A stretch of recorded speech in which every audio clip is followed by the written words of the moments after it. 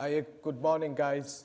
Firstly, I want to thank Dr. Partha, for inviting me to speak about my journey with diabetes and living with diabetes and boxing. First of all, guys, I was diagnosed with diabetes at the age of 5.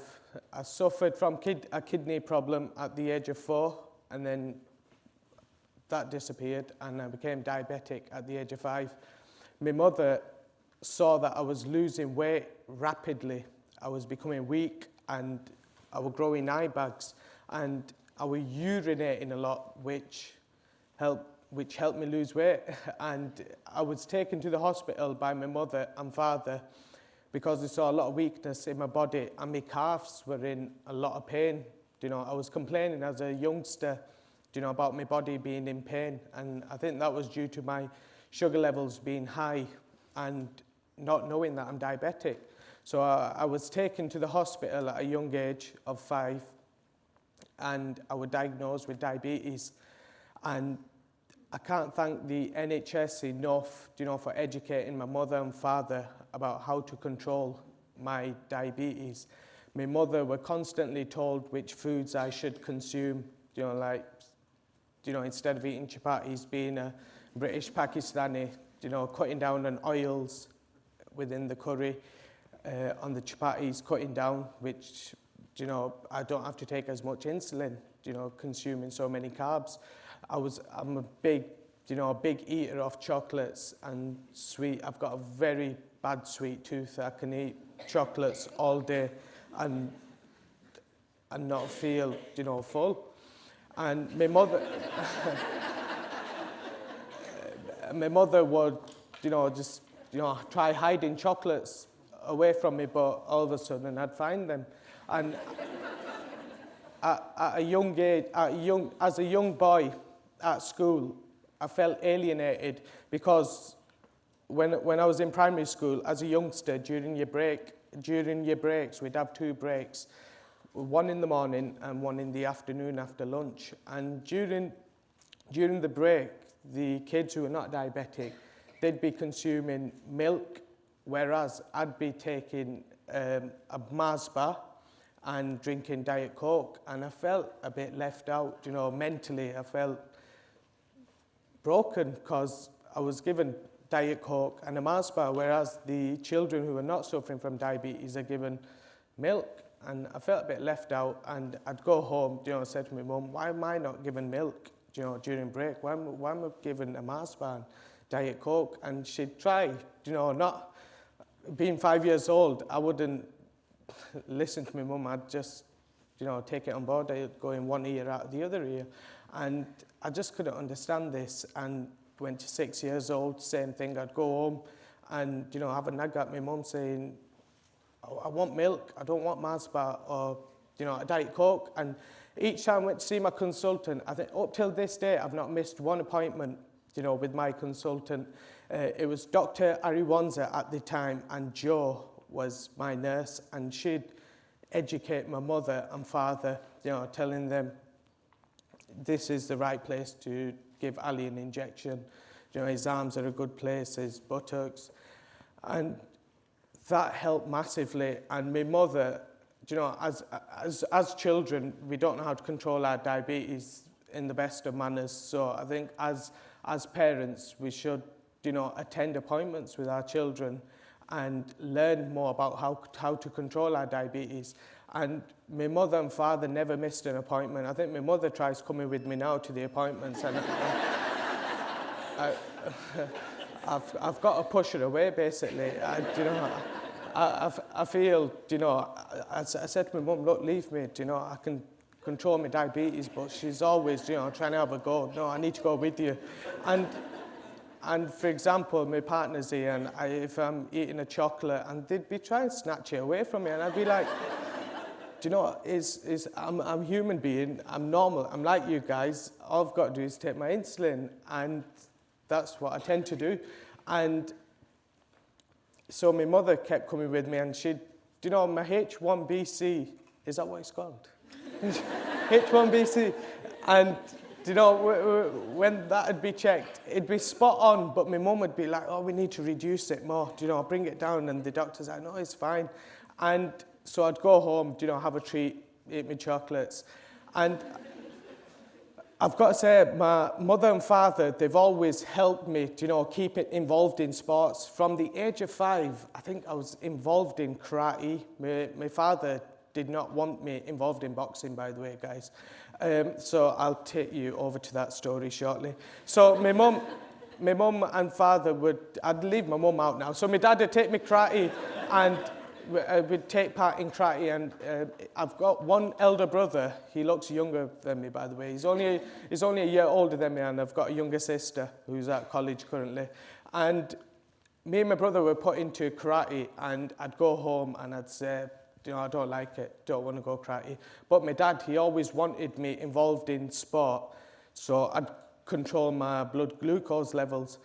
So he'd take me karate, and then I'd come home, you know, I said to my dad, look, I want to play football. I want to be, I'm a Manchester United fan. We had a season ticket at Old Trafford in the Stretford End as youngsters. And I want to be, Cristiano Ronaldo joined Manchester United at the time, him and Nani and Anderson at the time, and he was only 18 then, Ronaldo. And we'd go visit, you know, the football games every Saturday, and I'd be like, I want to be the next Ronaldo, you know, want to follow his footsteps. And my dad took me to the local football club, and I was doing well. But I remember one day, you know, being brave Ali, not listening to the mum. I didn't have my breakfast, and she asked me, she had a lazy night, lazy morning, she didn't get up. And have you had your breakfast? Yeah, I've had breakfast. Mum takes me to a football, and I've had a hypo on the foot. It was half time. And my mum seen me do a funny dance, but I'm having a hypo. I'm not in control of what's happening. I must have been about 10 years old, and I've done a funny dance. And my mum's ran onto the pitch at half time. And the coaches are thinking, what's this mad lady doing? And she's ran on, and she's got my hypo stop gel. I've not had one of them for years. I think this was the last time I've had the hypo stop gel. So she's opened my mouth, giving me the hypo stop gel, giving me a bar of chocolate. Remember, Mars bars, couldn't get away from Mars bars as a youngster. And I've had a couple of Mars bars, Diet Coke again, and Lucozade, and, you know, just started, you know, an overdose of carbohydrates. And my mum's filled me up, and that's it, I'm good to go again. And I'm back on the pitch, and I've scored a few goals. I was playing on the wing back then, and scored a few goals and done well, and then got an ear bashing when I got home. You know, you can't control your diabetes. I've got to be with you at all times. This is my mum. So 10 years old, still doing karate, now taking part in cricket, rugby. I've taken part in every sport, and Amir Khan's gone to the Olympics now, and I was at my first year of high school, and he's doing tremendous, you know, winning his fight. And then Ricky Hatton's boxing Costa Zoo when he won his first world title. Me and my brother, big boxing fans. My father, you know, take us to watch a fight. So we went to Manchester Arena, watched Ricky Hatton, and I thought, wow, all of Manchester and United Kingdom have got behind Ricky Hatton. I want to be Ricky Hatton now. And Amir Khan's come back, he's won the silver medal, watching the news, you know, the whole of Great Britain getting behind him, and now I want to be Amir Khan. So I've pestered my dad, you know, I want to go to the local, you know, boxing gym, and he's, no, I don't want you in boxing, your brain's going to rattle. You know, Muhammad Ali's suffering from Parkinson's, and no, I don't, my dad's very, you know, he's about safety, and he's like, no, you're not going boxing. So I had a quiet word with my mum in the rear, like, I want to try the boxing gym. So my dad doesn't know, mum's taking me to the boxing gym. My mum's taking me to the boxing gym, and I remember Amir Khan's come back from the Olympics, and Ricky Hatton's won the world title, all the country are behind them. Boxing's on a high in Great Britain, as it is now. And all our school friends, I'm at high school, first year of high school, about 30 of us have gone to the boxing gym. And honestly, the following morning, I couldn't walk, and my body's in bits, and on the following Wednesday, 30 of us went, there's 15 of us now. Then on the Friday, there's 7 of us. And then slowly, it's ended up 2 of us. And my diabetes honestly controlled magically. My mum's, giving me my injections at the time and is working spotless. And I'm with the same doctor, Dr. Ari Wanza. The nurse has left and my mum's missing her because we used to go on local trips, like to Alton Towers. These are theme parks back near my area.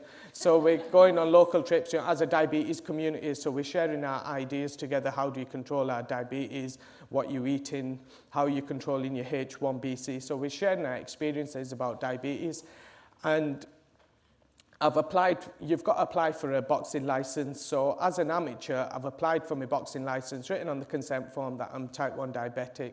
And they've rejected my license. No medical reason given whatsoever. So this left me heartbroken. I was in bits, I'm doing tremendous as a boxer. And no medical reason. My consultant supported me, Dr. Ari Wanza at the time. She wrote a letter saying Ali is well managed as a diabetic. He should be granted his boxing license as an amateur. And the boxing board turned me away saying, no, we can't risk him being, diabetic with a boxing license. So I'm absolutely heartbroken. So we've gone back to my doctor, my consultant at the time, Dr. Ari Wanza. She's written another letter. And finally, at 17, this was at 14, so I've stayed within the game. I've stayed consistent, chipping away in the gym, keeping fit. And at 17, I was given my license. And I just want to say that, guys, I was turned away, but my diabetes didn't stop me, mentally. I kept healthy, kept fit, kept involved within the sport, and I didn't let them stop me from getting my license. My consultant made sure I got my license. I gained help from the professionals, and I got my license, won my first 2 fights with a knockout, and I kept winning. I had 34 amateur fights. I won 29, won 2 international tournaments, and my university national tournament, I've skipped college. I've ended up at university, and I've won a massive tournament from a university, Edge Hill in Liverpool. I've won a massive tournament, and they gave me a scholarship. By the way, sorry guys, I was studying sports studies. And I'm a graduate. I finished with a 2-1 degree. I was boxing at the time. I got a scholarship by Edge Hill. And I won a big international tournament in Ireland, Northern Ireland. And I got a professional contract in 2015. When I got my professional contract, I was in tremendous shape, absolutely shredded. And, I was ripped to the bone. But my doctor, I've skipped another story. So I've moved to the young adults clinic. My consultant's called Dr. Prakash, and he's wished me best of luck. I've gone for my MRI scans. You've got to have your yearly medical as a professional boxer, your brain scans, and you've got to sign off, if you're suffering from asthma, diabetes, or whatever condition. But firstly, guys, I believe that diabetes is not an illness. I believe it's a condition which is controllable. And he's wished me best of luck. I've signed off that I'm diabetic. The doctors wished me best of luck, said, you're in tremendous shape, your heart rate is brilliant, spot on, and wished me best of luck. I'm going for my last sparring session, and I needed more tickets by my manager, Steve Woods, who's currently my manager as well. And he's phoning me, so I'm thinking, Steve's got my tickets. So I've answered the phone. I'm about a mile away from the gym. This is in 2015. And I'm driving up and I've answered the phone. Hi, Steve, how are you doing? You okay? Have you got my tickets? And he's like, Ali, have they got something mixed up here? Are you diabetic? Because nobody knows I'm diabetic, because I've never really had to mention it because I control it in such a good manner. And I said, yeah, I've passed all my scans last week. What's diabetes got to do with anything? And he's like, the board have rejected your license. I'm like, no way. I've sold so many tickets. A lot of people are coming to support me. I'm boxing at a great venue in Blackpool, Winter Gardens. And I'm like, Steve, you can't be saying this. I've done all my medicals. It's all done, dusted.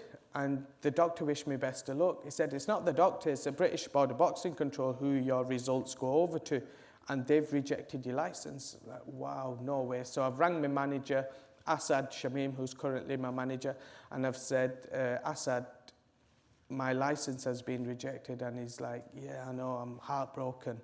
And I rang my mum, and my mum's bawling her eyes out on the phone. And I was disheartened. I've gone to the gym, and my trainer, he's called Carl Ince. I've gone over to Carl, and he's like, Ali, I didn't know you was diabetic. I was like, yeah, I'm diabetic. And he's like, but I've never seen it in you that you're diabetic. I was like, am I supposed to have it on my forehead that I'm diabetic? I was like, is it supposed to be on my forehead? I'm diabetic. And I just control it good. I've never shown like any signs of hypos or high blood sugar levels. I have had high blood sugar levels during training. You feel very lethargic and slow. But at the time, guys, these CGM meter wasn't available. You had to prick your fingers, and I'd check my sugar 4 to 5 times a day. You know, pricking my fingers from breakfast to tea time before sleeping. And I'm like, Carl, I've never shown you, but as I've just got out of the car, I've just checked my sugars and left the sugar machine in the car. And I don't need to tell you, I'm checking my sugar levels, Carl, come and have a look. And I've been taking my insulin, and I'm always seeking help, guys. If there's a dietitian here, I'd love to speak to you. And I'm always seeking knowledge, going over to professionals, nagging them for help. And I had a dietitian at the time, and he had me on the keto diet, which I wasn't aware of. So what we were doing was 2 weeks on, I'm not telling you guys to do this diet, by the way, guys. I'm just telling you about my journey. So 2 weeks on, I was having carbs, which were sweet potato at the time, and lamb as my protein. And then 2 weeks on, I was doing the high fat, the keto diet, the high fat and high protein, which was lamb again with avocados or nuts or peanut butter. And I was switching it up with broccoli. And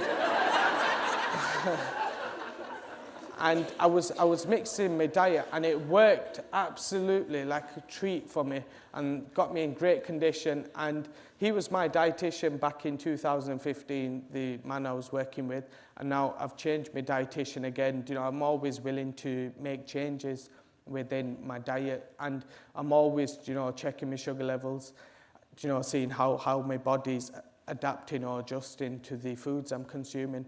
And my diet worked a treat for me, and if it works a treat for me, I'll keep going, working with the diet, and it worked absolutely fantastic. So in 2015, it came to an end, moved on to 2016, because this was around Christmas time. 2016, I'm heartbroken, like I've fallen out with boxing, and I've gone to America now on a holiday to Las Vegas to watch Amir Khan box Canelo back in 2016. And I've gone to the big boxing gyms like Floyd Mayweather's gym, Manny Pacquiao's gym. It's called the Wild Card. And I've got to train with Manny Pacquiao's trainer. And he said to me, oh, you're a good boxer. Have you boxed before? So I explained my story to him. And he said, that's discrimination, what's happening. I'm like, yeah, it's discrimination, but can you help me in any way? And he said, I'm not a lawyer or a solicitor, so I can't help you. So, all right, fair enough. So I came back from America, watched the boxing, met Mike Tyson and Sugar Ray Leonard. Sugar Ray Leonard, guys, he's type 1 diabetic, and he's ambassador for JDRF over in America. So I got some tips of him, came back, and my manager now, Asad, I spoke to him, and I said, they've said it's discrimination. You should sit with the professionals like a solicitor or a lawyer and discuss, my case and take it forward. So we sat down and we thought about it, and I'm still training. I love training, guys. If even my license taken away from me, I will not stop training. I love my body burning or in a bit of pain. So I keep training, and I kept training, chipping away in the local boxing gyms, and sat down with Asad, my manager, and we made a plan. And I had an appointment with my consultant, who is now Dr. Prakash, as a young adult. Went to see him on my own, no mum. So went and seen Dr. Prakash, and he referred me to Dr. Ian Gallen, who's worked with Sir Steve Redgrave. So that man is a superhero, Dr. Gallen. So I've been referred over to Dr. Gallen. I've got an appointment with him at the Royal Berkshire Hospital. Gone to see Dr. Gallen, and I'm thinking just another day, having a day out in London. I'm just going to be told, oh, you're fit, this is discrimination, and I'll just go back home. It's not going to be nothing. So I've gone over to Royal Berkshire, met Dr. Gallen. He's checked me, and he said, you're fairly fit. You should be given your license. This is discrimination, and we're going to get to the bottom of this. You are going to get your license. I'm going to support you. So I'm absolutely buzzing. I've rang Carl, said, Carl, I'm back. I've not seen Carl now since December because I've stopped travelling to Preston, which is like 40 miles away from my home. So I was training at the local boxing gym. And I've rang Carl, and he's absolutely buzzing. I said, I'm getting my licence, we're back, we're going to make some noise. And Dr. Gallen's told me, you're getting your licence. So I've gone back home, rang Assad, said, right, we need to get our team together, and we'll get the legal team. Dr. Gallen's willing to help me put his neck on the line, and we're going to get my license, and he's happy. So 2016, written to the boxing board again, and they've just said, no, you're not. Just a one-line sentence they've replied. We've made, a few pages, big paragraphs, and we've sent the letter across, and they've replied back with one-line sentence saying, at this moment in time, you can't be granted a license. And I thought that was, not a nice reply. Give me a medical reason, as your sugar levels are not controlled, or you're not consuming the right foods, you're not in the best of health. At least give me a medical reason. So there was no medical reason given, just at this moment in time, you won't be granted a boxing license. So I thought, you know what, that's not on. It's not fair. I'm only diabetic. It's a controllable condition. And I'm probably, than the average Joe, I'm probably more healthier than him. And it's not on, we've got to, take this further. So in 2017, we're still going back and forth, the legal team. 2018 now we're in, guys. Diabetes UK have come on board, and they've said, Ali, we're going to back you. This is discrimination, what's happening with you, and we're going to help you get your license. So they've written a letter to the boxing board, and now the boxing board know this is getting serious. Diabetes UK are on our back. Dr. Gallen's on our back. These solicitors are on our back. Now Ali's pushing further, because I'm not giving up, and I'm not letting my talent go to waste. And we've gone back and forth with the board, and now they've started replying in a professional manner, saying, look, Ali, you've got to show your HB1C, and you've got to show, your eye test, and, that is clear and healthy. So we've started replying, and the boxing board are replying back to us in a good manner. And in 2018, March of 2018, Anthony Joshua were boxing Joseph Parker for the world heavyweight title in Cardiff at the Principality Stadium. And we did a peaceful protest. We went there, we left from Rochdale, my manager, Assad, my mother, my father, we all went to Cardiff, and family and friends. And over 10,000 people joined me, supporting me as a diabetic. They respected me, saying, look, Ali, this is a great thing you're doing, for yourself, not only for yourself, but for your diabetes community. You're standing strong. So over 10,000 people got behind me, and the General Secretary of the British Border Boxing Control, he came out, shook my hand, and he said, Ali, you are going to get your license. We just need to go back and forth with your doctor. You will be getting your license. So I said, thank you. So in May 2018, 9th of May, we went to the boxing board. Dr. Ian Gallen came with me, Assad, my manager, a lawyer came with me, my father, and we had a meeting with the boxing board, and that's when they granted me my license. And then I did my medicals again in 2018, June, that was June time, and passed all my medicals. September 15 September 2018 is when I made my professional boxing debut, and it was at a great venue, Manchester Victoria Warehouse, and Sky Sports followed me, BBC, ITV, all the media got behind me, and I won my professional debut. And by the way, guys, a lot of diabetics got behind me. It was fantastic, you know, to show as a diabetic, nothing can stop me from progressing in my career. And I won my professional debut on points, and then I boxed in November, won again. But this time, in my debut, I was using the Freestyle Libre sensor, which was scanned during each round of my fight, and my sugar levels were absolutely spot on. And in my second fight, I used the Dexcom machine, and they signed a contract with me, you know, as a sponsor.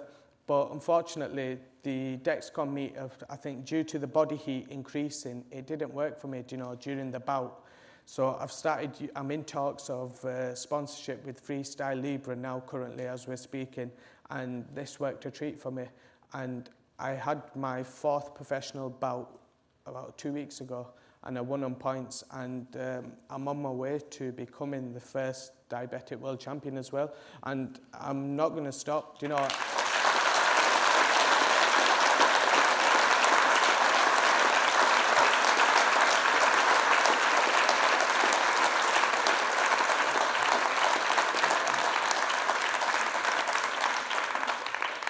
It just shows that, you know, as a diabetic, nothing can stop us from doing anything in life, you know. As long as we control our sugar levels, anything's achievable. And at the time when I was pricking my finger, and as of now I've got the CGM meter, technology's moved on rapidly. You know, I can't use the insulin pump, you know, in case I've got my insulin pump here. I don't know what happened there. But, you know, if I've got it placed on my stomach and I get punched there, it could, you know, do some damage to me, which I don't want. But I'm not using the pump. I'm using the Nova Rapid Mix and the Lantus in the evening and in the morning. But when I'm dieting, guys, and my weight's controlled, I absolutely enjoy my food, though. When I'm like, for example, 3 weeks ago, I weighed in at 11 stone. My championship weight, I'm going to make 10 stone 7. But right now, I'm walking around at 11.5 stone. I absolutely love my food. I love my Italian, my curries, sweet tooth, you know, absolutely love it. But when I'm dieting, guys, I have to decrease my insulin because my sugar levels tend to drop, and my Lantus, I've got to decrease my Lantus intake as well. And I'm always on top of, you know, the technology. I highly recommend, you know, everybody uses the CGM machine, as it tells you if your sugar levels are dropping, if they're rising, and if they're staying consistent. Technology helps massively. And, you know, people like Dr. Partha and other, you know, professionals, consultants like Dr. Ian Gallen, they help, you know, increase your knowledge about diabetes. It's not as hard as people make it out to be. And diabetes is rising at a rapid rate in the South Asian community. And like, for example, if I speak to another Asian person and say to them, I'm type 1 diabetic, they'll run away from me thinking, you know, I'm an alien, but I'm not. I've proven that diabetes doesn't stop me from doing anything in life as long as I'm controlling my sugar levels. And I absolutely believe that diabetes is not an illness, it's a controllable condition, and it shouldn't stop any of us from doing anything in life what we want to do. Guys, just follow your dreams. Don't let diabetes stop you from doing anything, and just keep pushing. That's all I've got to say, guys.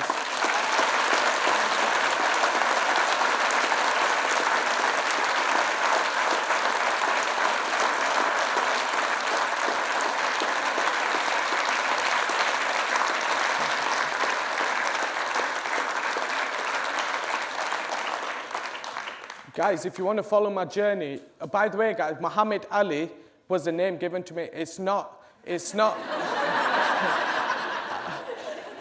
I've got no boxing history in my family. My dad absolutely hates boxing. That's the honest truth. It was my mum who sneaked me to the gym, and she's the person behind me. But when it comes to boxing, and the name given to me, Muhammad Ali, I didn't choose it from Muhammad Ali. There's no boxing history within my family. It was just a name given to me. And Guys, if you want to follow my journey, visit my website. If you want to follow me on social network or ask about diabetes, just visit my website, www.mohammedaliboxing.com, and follow my journey, guys. You're all invited to my next fight. Get down, get in contact. That's it, thank you. Do I leave this on?